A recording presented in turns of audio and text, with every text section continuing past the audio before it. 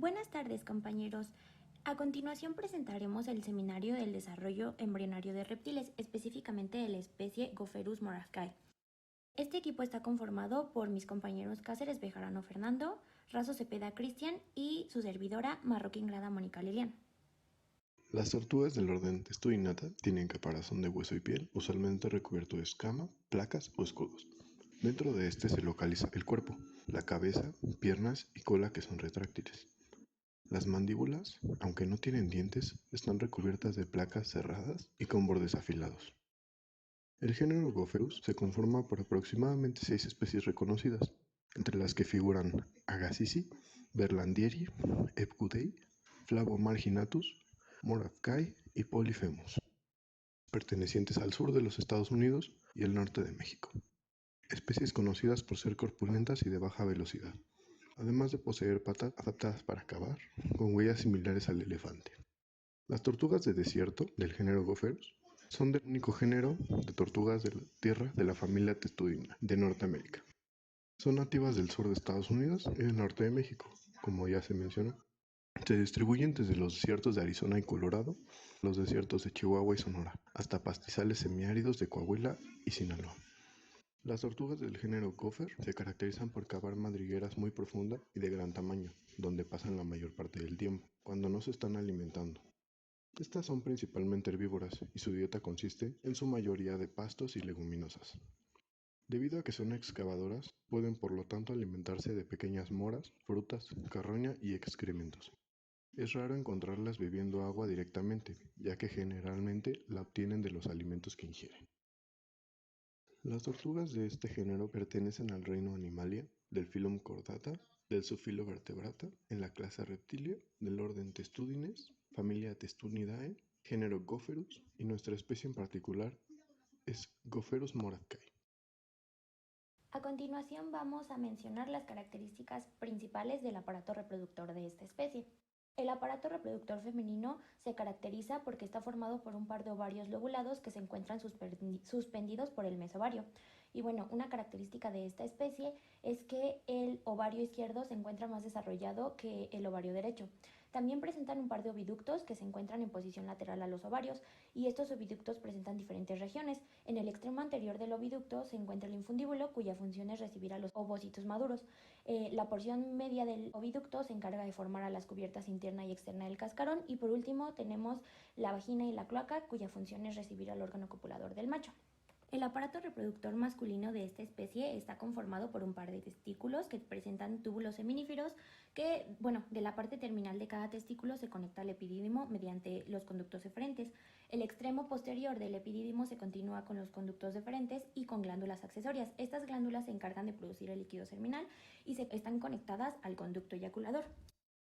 El órgano copulador de las tortugas se conoce como cuerpo cavernoso y está compuesto de tejido esponjoso que tiene una terminación considerable de vasos sanguíneos que permiten que se llene de sangre y durante la copulación se introduzca en la cloaca de la hembra. Es importante mencionar que durante el desarrollo embrionario se da la formación de 3 riñones. El primero es el pronéfros, este no es funcional pero sí es indispensable para la inducción de los demás y promueve la formación de los tubillos mesonéfricos y además proviene del mesodermo intermedio. Este también induce la formación del mesonefros. El mesonefros es el segundo en formarse y crece de forma caudal hacia la cloaca y es precursor de la yema cloacal para los uréteres. Esto se da por medio de interacciones mesodermo-mesodermo que al finalizar se da la formación del metanefros, que es el tercero. Este se da en la parte interna del primordio de gónada y es de donde surgen los conductos paramesonéfricos y mesonéfricos. En los machos, los conductos de Wolff persisten por estímulo de la testosterona en las células de Leydig. Esto permite que se dé origen a los conductos deferente, al epidídimo y a la vesícula seminal. Los conductos paramesonéfricos degeneran debido al factor inhibidor mulleriano que es producido en las células de Sertoli. En este grupo las gónadas adquieren la forma del cuerpo y en las tortugas los testículos son ovoides y el epidídimo es del mismo tamaño que los testículos. De acuerdo con la temporada de reproducción, los testículos aumentan de volumen y esto se debe a la demanda de nutrientes y al abasto de espermatozoides. La túnica albugínea se adelgaza en la reproducción y el epitelio es grueso por los periodos cíclicos. Estos periodos están divididos ya que una época es de reproducción y la siguiente es de latencia reproductiva. Los testículos colapsan y disminuyen su volumen durante esta época y los túbulos seminíferos también colapsan. Ciclo sexual y control hormonal. La vida reproductiva de las tortugas del desierto inicia entre los 15 y los 20 años. La maduración sexual inicia con el estímulo de diversos factores ambientales como es el fotoperiodo, la temperatura, la interacción con otros organismos del sexo contrario, etc.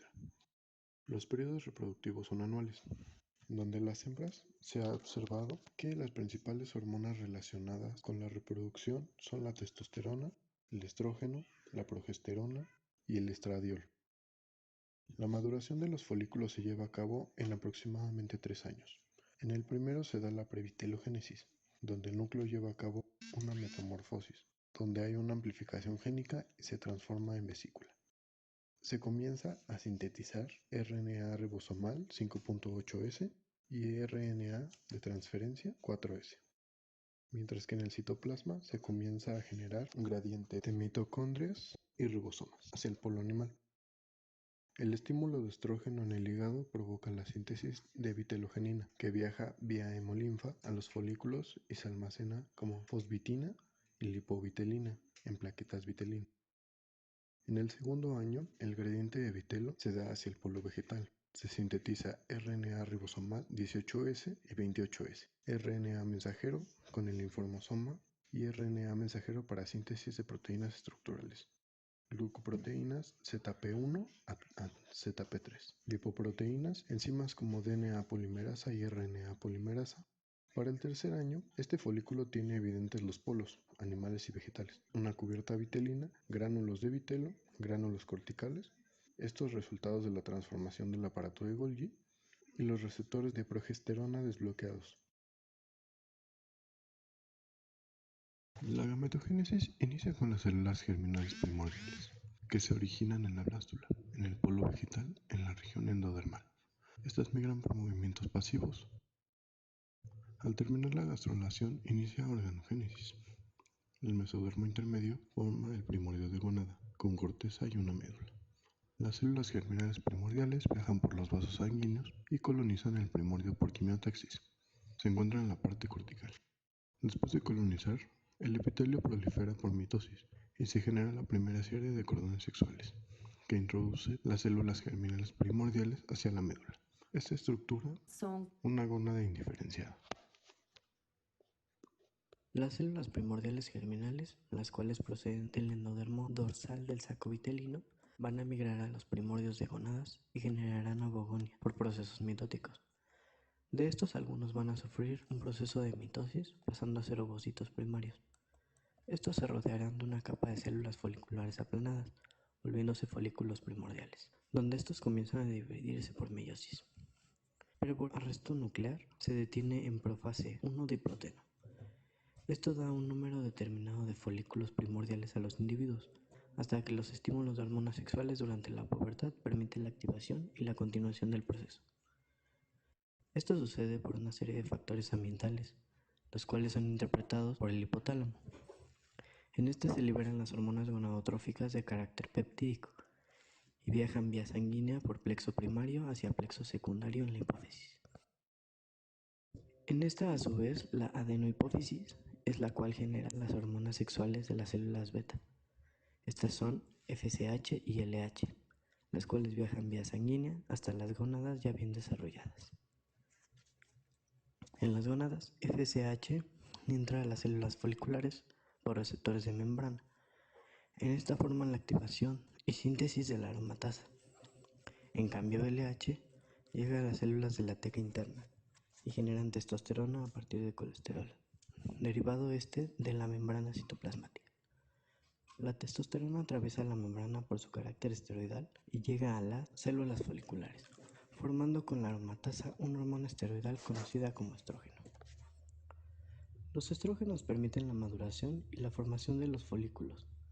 Empiezan con modificaciones celulares como la aparición de la vesícula germinal, microvellosidades, interdigitaciones, gradientes de mitocondrias y ribosomas. También con modificaciones bioquímicas como la síntesis de RNA de bajo peso molecular 4, 5 y 5S. A este proceso se le conoce como previtelogénesis. Durante este proceso del folículo, los estrógenos viajan vía sanguínea hacia el hígado. En este promueven la generación de vitelogenina, Esta, tras ser sintetizada, viaja de nuevo a las gónadas y entra al folículo con micropinocitosis en el momento que se observa una placa de vitelo en el folículo. A esta se le considera vitelogénesis. Y tenemos la síntesis de RNA de alto peso molecular, 18 y 28S, así como la síntesis de diversas proteínas estructurales, enzimáticas y glucoproteicas. Asimismo, la aparición del RNA mensajero para el linfosoma. Estos procesos permiten el crecimiento del folículo hasta su tamaño determinado con las proteínas y vitelo necesario y especie específicos. En ese momento, los receptores de estrógenos en los folículos se cierran y los niveles en sangre aumentan. Esto envía una señal de retroalimentación negativa al sistema nervioso central, provocando la baja de niveles de FSH.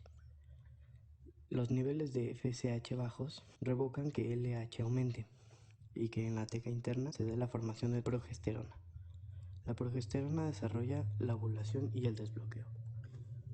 Finalmente, tenemos el desbloqueo y la ovulación. Los receptores de esta hormona se encuentran en la membrana y provocan la liberación del segundo mensajero en el citoplasma del AMP cíclico, la cual sintetiza ACMOS y fosforila amapquinasa, activando el factor de maduración conformado por ciclina y P34. La vesícula germinal se compacta con proteínas histonas y no histonas, y la membrana se rompe y pasa de profase 1 diploteno a metafase 2. La ovulación se da por la misma hormona, donde actúa en las células de la teca interna y externa, sintetizando colagenasa y permitiendo la ruptura de estas células. De esta forma se liberan y pasa a la cavidad abdominal. La espermatogénesis inicia con estímulos ambientales recibidos por los órganos sensoriales y transmitidos hacia el sistema nervioso central. De ahí se envían señales al hipotálamo, donde se sintetizan factores liberadores de las gonadotropinas, que viajan a hipófisis por el sistema porta. Estimulan las células beta y se comienza a liberar FSH y LH. Por vía hemolinfa, estas hormonas llegan a los túbulos seminíferos, donde FSH estimula las células de Sertoli para síntesis de proteínas ligadoras de andrógenos, o ABP. Y LH estimula las células de Leydig para la síntesis de testosterona. Las AMB evitan que la testosterona, que es de naturaleza esteroidal, salga de los túbulos seminíferos después de entrar. El incremento en la concentración de testosterona provoca la espermatogénesis y estimula la retroalimentación que inhibe la síntesis de LH. Las espermatogonias, que se encuentran en la pared de los túbulos, realizan una mitosis para formar espermatocitos de primer orden. Continúan con una división meiótica que forma espermatocitos de segundo orden, una segunda meiosis para formar espermátides con carga haploide. Las espermátides realizan el proceso de espermiogénesis para resultar en espermatozoides maduros. Cuando se inhibe la síntesis de LH, los niveles de FSH suben, lo que provoca que las ABP estimulen las células de Sertoli para la síntesis de inhibina, que viajan a hipófisis para inhibir la síntesis de FSH y se retroalimenta el ciclo. Como un dato adicional, después de ser implantados, los espermatozoides pueden permanecer funcionales por hasta año y medio. A continuación les voy a hablar sobre el comportamiento reproductivo de esta especie. Durante el periodo de celo, los machos tienen diversos enfrentamientos para tener acceso a las hembras. Estos constan de diversos movimientos como chocando sus caparazones y persiguiéndose mutuamente. Y también durante los combates con su cuerno angular intentan voltearse y cuando una de las tortugas macho lo logra, el perdedor se retira dejando espacio para que el macho ganador accese a la hembra. Durante el cortejo, el macho acorrala a la hembra y la golpea para evitar que la hembra se mueva y durante este evento se producen ruidos por el choque de los caparazones y también se vocalizan gruñidos por parte de los machos. Y la etapa de celo suele ser entre los meses de abril y mayo y dependiendo del estado de salud de la tortuga y la edad de la hembra pueden llegar a poner hasta 3 nidadas en las que depositan entre 2 y 14 huevos. Los nidos donde depositan los huevos suelen estar cerca de sus madrigueras. Los huevos suelen eclosionar a mediados de junio y son cuidados por las hembras durante un periodo que dura más o menos entre 90 y 120 días. La mayoría de las especies de este género tienen la temporada reproductiva durante los meses de abril y mayo y durante estos meses la hembra elige un punto soleado cercano o un montón de arena cerca de su madriguera donde va a liberar los huevos y estos eclosionan de 70 a 100 días después. Una vez que eclosionan, las tortugas bebé pasan la mayor parte del tiempo en la madriguera de la hembra hasta que ellas aprenden a cavar por sí mismas y no alcanzan la madurez sino hasta los 10 o 15 años de edad. Estas tortugas se caracterizan porque tienen una temporada de apareamiento muy breve porque durante la primavera, que es cuando los machos visitan las madrigueras de la hembra para realizar la cópula, es donde se da este periodo de apareamiento.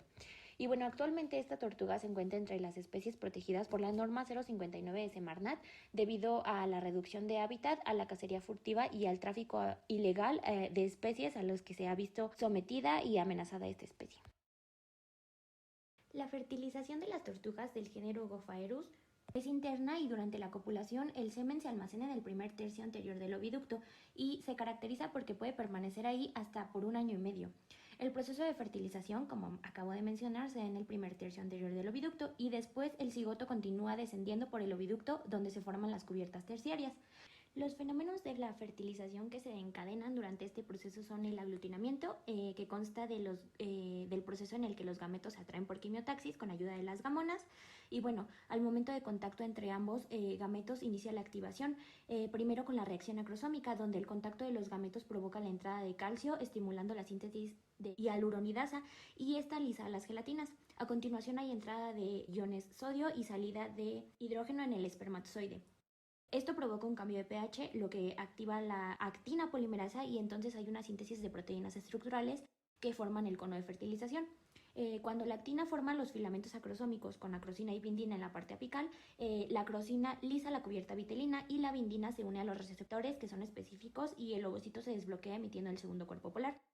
Cuando el núcleo se transforma en pronúcleo es cuando sucede lo anterior.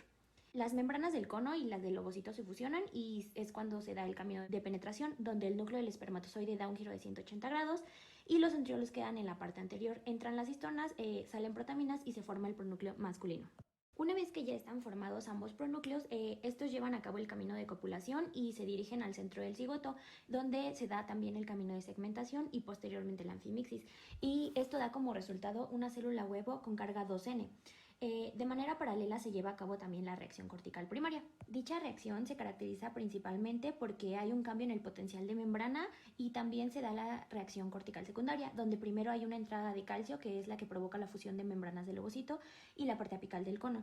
Y también se da la liberación de la milasa vitelina que separa la cubierta vitelina y la membrana, la liberación de hidrolasa espermorreceptor y esta modifica los aminoácidos de los receptores de bindina y también se da la liberación de diversas glucoproteínas que hidratan la cubierta vitelina y además forman el espacio perivitelino y también se liberan ovoperoxidasas que permiten que se endurezca la membrana de fertilización y por último se da la liberación de dialina alrededor. Las tortugas se caracterizan porque presentan huevos de tipo telolecito intenso y además presentan una segmentación meroblástica. Y el primer surco de segmentación es meridional y divide a la discoblástula en 2 blastómeros sin límite inferior. Y después hay un segundo surco de segmentación que es meridional pero es perpendicular al primero. Y el tercero da 8 blastómeros y el tercero está caracterizado porque son 2 planos de segmentación y son meridionales simultáneos. Y también se caracterizan porque son paralelos al primer plano de segmentación. Posteriormente se da el cuarto plano, que son 2 planos meridionales que son paralelos al segundo y se forman 16 blastómeros a partir del cuarto plano. Por último, el quinto plano es un plano central y es circular que delimita las células centrales de las periféricas y les da piso. Y en la blástula se encuentran las áreas presuntivas organoformadoras posterior a estos planos de segmentación. Como podemos observar en la imagen, el huevo es telolecito intenso, como acabo de mencionar, y el patrón de segmentación es discoidal, se forma una discoblástula y como podemos ver, la discoblástula presenta simetría bilateral y presenta endodermo, mesodermo, ectodermo, neural, precordal y notocordal. Mientras ocurre la segmentación y va progresando, la capa de vitelo que se encuentra de forma subyacente va desapareciendo de forma progresiva y de esta forma se forma una cavidad subgerminal en la parte central del disco. Y en la periferia del vitelo es desplazado por los blastómeros sin piso que delimitan a la zona pelúcida y a la zona opaca. Para continuar vamos a hablarles sobre la gastrulación y primero que nada vamos a mencionar de forma breve los movimientos pregastrulatorios en tortugas. Primero por pluriinvaginación del endodermo hacia el epiblasto se forman las islas de Kohler, mismas que proliferan y rellenan el espacio entre las láminas, de forma que pues se crea el hipoblasto secundario. Y el movimiento de convergencia que se da hacia la línea media provoca un engrosamiento que se invagina de forma longitudinal y esto da como resultado la formación de la placa blastoporal. La placa blastoporal es la estructura homóloga de la línea primitiva en tortugas. Y bueno, con la formación de esta estructura también se delimita el canal arquenteral. El canal arquenteral es homólogo al arquenteron. Con el embrión trilaminar formado, primero por recubrimiento de epibolia, la notocorda involuciona. El endodermo se invagina en el surco de la placa blastoporal. El mesodermo embrionario invagina junto con sus pliegues y por último se invagina el mesodermo extraembrionario. Sus células se transforman de cúbicas a botella y se forma la banda de mesodermo. El nódulo de Jensen que está delimitado en la porción cefálica. La precordal involuciona hacia la región cefálica igualmente. Se lleva a cabo la inducción embrionaria primaria y el endodermo invagina sustituyendo al hipoblasto. El mesodermo se invagina en el surco y se coloca hacia los lados de precordal y notocorda. La neural sufre un engrosamiento transformándose de cúbicas a cilíndricas y así transformándose en la placa neural. En la placa neural se forman pliegues para la contracción de la parte apical de las células cilíndricas. Progresivamente los pliegues se van cerrando y forman el surco neural. Cuando esta estructura se cierra se forma el túbulo neural y el ectodermo lo recubre. Paralelo a esto, el mesodermo se regionaliza en somites. El dermatomo migra por debajo del ectodermo, el esclerotomo rodea a la notocorda y el miotomo permanece. El mesodermo ventrolateral de la mina y forma un celoma entre somatopleura y esplagmopleura. El mesodermo extraembrionario delimita el saco vitelino. Esplagmopleura recubre el saco vitelino y forma los pliegues amnióticos. De igual forma, el canal arquienteral se cierra formando al tubo digestivo. Posteriormente, en el túbulo neural comienzan a aparecer las vesículas primarias, prosencéfalo, mesencéfalo y rombencéfalo. Las interacciones tisulares dan como resultado la somatopleura en conjunción con el ectodermo, la piel y sus derivados dérmicos. La esplagmopleura en interacción con el endodermo producen el sistema digestivo, glándulas accesorias y el sistema respiratorio. El mesodermo intermedio da origen al aparato urogenital. El ectodermo junto al ectodermo a los órganos de los sentidos. Un ejemplo son los derivados dérmicos, que inician con la inducción del mesodermo-ectodermo, que provoca un engrosamiento epitelial formando la placoda dérmica. La segunda inducción es de ectodermo hacia mesodermo, provocando la agregación de células mesenquimatosas generando la papila dérmica. Y la tercera y última inducción es de mesodermo hacia ectodermo, en la que se provoca un cambio morfogenético en el cual resultan las escamas. Otra de las interacciones importantes entre mesodermo y ectodermo corresponde a la formación de extremidades. Gracias a la información regionalizada presente en el mesodermo y en la inducción que provoca en el ectodermo, obtenemos una extremidad con morfología correspondiente a la información del mesodermo. Al comenzar con el desarrollo de extremidades, obtenemos un primordio de miembro. Este se divide en dos secciones, que son la zona de progreso, correspondiente al mesodermo, y la cresta apical, correspondiente al ectodermo. La zona de progreso prolifera y causa la impresión de células especializadas hacia las extremidades proximales y distales, y el primordio crece de acuerdo a la edad del embrión. Es importante destacar que el embrión forma campos morfogenéticos. Estos sirven para delimitar dónde se van a formar las extremidades, separándose entre extremidades posteriores o anteriores. Otra de las características más importantes es que en la parte ventral del primordio se encuentra la zona de actividad polarizante. Esta lo que hará es darle sentido y orden correctos a la formación de huesos en el primordio. Conforme pasa el tiempo, este primordio conformará los huesos y estructuras correspondientes al primordio en cuestión, ya sea anterior o posterior. Al alcanzar las 22 horas de desarrollo, el crecimiento del primordio alcanza a formar el correspondiente al húmero, radio y cúbito en extremidades anteriores y en su caso el fémur, tibia y peroné en miembros distales. Asimismo, al alcanzar las 24 horas de desarrollo, el primordio comenzará a formar lo correspondiente a carpos y metacarpos, o en su caso, los tarsos y metatarsos, además de la formación de las falanges. Los anexos embrionarios que se presentan en los reptiles son 4 principalmente, que son el apnios, el saco vitelino, alantoides y corión. A continuación les voy a explicar brevemente en qué consiste cada uno y cuáles son sus funciones. Bueno, el apneus evita la desecación del embrión y lo protege de daños mecánicos y está formado por plegamientos del ectodermo extraembrionario. El saco vitelino es el que lleva nutrientes al embrión a través de los vasos sanguíneos y está formado por el endodermo extraembrionario y por la hoja esplácnica extraembrionaria. El alantoides está formado por endodermo y mesodermo explácnico, ambos extraembrionarios, y su función principal es la acumulación de sustancias de desecho del embrión. Y por último tenemos al corión. El corión, rodea a todas las membranas del embrión y está formado por el mesodermo extraembrionario y además está cubierto en el exterior por ectodermo extraembrionario. Y básicamente permite el intercambio de gases. Compañeros, por nuestra parte ha sido todo. Muchas gracias por su atención. Esperamos haya sido de su agrado y a continuación cualquier duda podrá ser respondida a través de la plataforma. Muchas gracias.